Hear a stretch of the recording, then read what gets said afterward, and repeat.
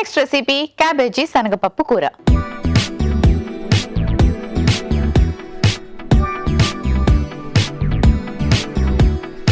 క్యాబేజ్కి కాస్త శనగపప్పుని యాడ్ చేసి మంచి కర్రీ ప్రిపేర్ చేసుకోవచ్చు. సో పచ్చి శనగపప్పు దీన్ని కాస్త నానబెట్టి పెట్టుకోవాలి, లేదా ఒక విజిల్ వచ్చేదాకా కుక్కర్లో ఉడకబెట్టి కూడా పెట్టుకోవచ్చు. సో ఇప్పుడు ప్రాసెస్ స్టార్ట్ చేద్దాం. ఈ రెసిపీకి కూడా నేను ఆలివ్ ఆయిల్ యూజ్ చేస్తున్నాను. అది కూడా కొంచెం ఒక 1 స్పూన్, జస్ట్ ప్యాన్ని గ్రీస్ చేసుకోవడానికి మాత్రమే. ఇలాంటి కర్రీస్కి అసలు ఎక్కువ ఆయిల్ కూడా అవసరం లేదు.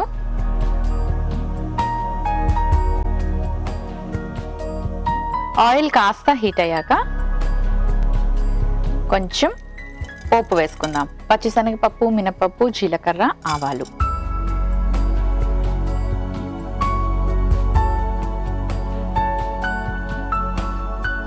పోపు వేయించుకున్నాక నెక్స్ట్ మనం ఉల్లిపాయ ముక్కలు వేసుకుంటాం.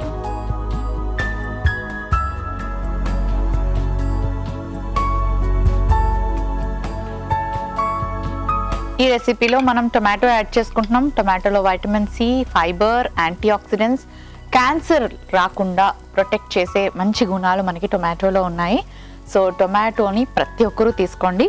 కిడ్నీలో స్టోన్స్ ఉన్న వాళ్ళు కానీ, లేకపోతే ఏదైనా ఎసిడిటీ లాంటి ప్రాబ్లమ్స్, అంటే పులుపు తింటే కొంచెం ఇబ్బందికరంగా ఉంటుంది కదా, అలాంటి ప్రాబ్లమ్స్ ఉన్న వాళ్ళైతే జస్ట్ సీడ్స్ని మాత్రమే అవాయిడ్ చేయొచ్చు.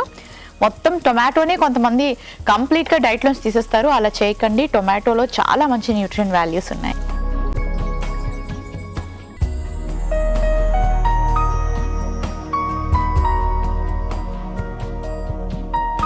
అండ్ అలాగే క్యాబేజ్ వేసుకుందాం. క్యాబేజ్లో వైటమిన్ కే, ఫైబర్, ఇలా చాలా మంచి న్యూట్రియం వాల్యూస్ ఉంటాయి. గ్యాస్ట్రిక్ ప్రాబ్లం ఉన్న వాళ్ళు క్యాబేజ్ తినడానికి ఇష్టపడరు, కానీ కొంచెం తీసుకోవడంలో తప్పు లేదు, దానివల్ల ఏం ఇబ్బంది ఉండదు. ఇందులో కూడా మంచి న్యూట్రియం వాల్యూస్ ఉన్నాయి కాబట్టి తీసుకోవడం అవసరం. కొంతమంది దీంట్లో ఒక రకమైన రా స్మెల్ వస్తుంది అని అవాయిడ్ చేస్తారు. బట్ ఇలా కొంచెం లైట్గా సాటే చేసుకున్నాక వాటర్లో కుక్ చేసుకుంటే బెటర్. డైరెక్ట్గా దీంట్లో వాటర్ వేయడం వల్ల అలాంటి రా స్మెల్ ఉండిపోతుంది, కానీ ఇలా సాటే చేసుకుంటే మనకు ఆ స్మెల్ పోతుంది.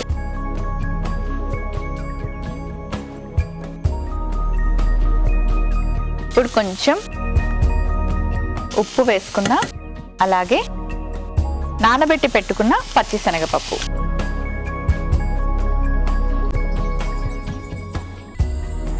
కాస్త పసుపు, కొంచెం కారం, కాస్త గరం మసాలా పౌడర్,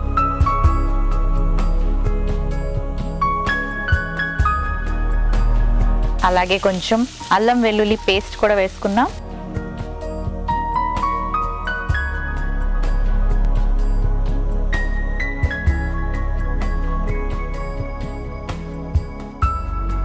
ఒక 5 నిమిషాల పాటు అలా సాటే చేసుకున్నాక కొంచెం నీళ్లు పోసుకుందాం.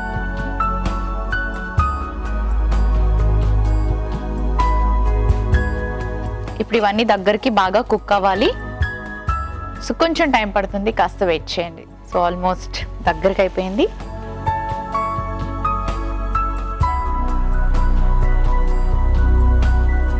ఒక సర్వింగ్ బౌల్ తెచ్చుకుంటాను.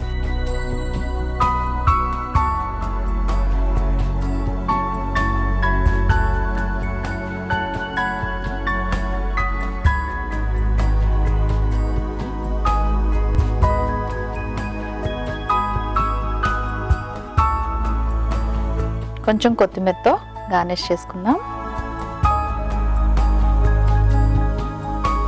క్యాబేజ్ శనగపప్పు కూర రెడీ అయిపోయింది.